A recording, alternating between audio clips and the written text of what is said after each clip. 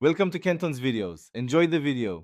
You start by importing the audio into Audacity and matching the project sample rate so edits stay in sync. Once done, switch to the selection tool and zoom into sections where the waveform falls flat. Those are your gaps. Make an early decision. Will you remove silence manually for precision, or use effect truncate silence for batch processing? Either way, mark a few problem spots to test settings. This saves time before you edit the whole file. You next refine the removal method. If working manually, select each silent region and choose delete or silence audio so timing stays natural.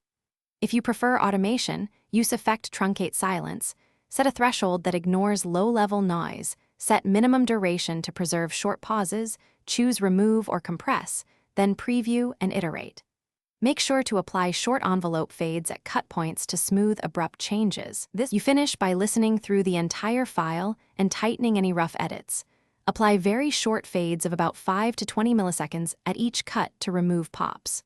Once satisfied, export the mixed audio to your format of choice and save the Audacity project so you can tweak later.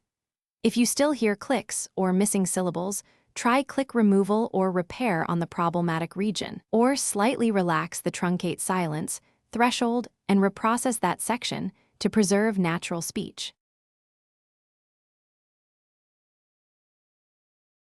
Thanks for watching. Consider subscribing if we helped you.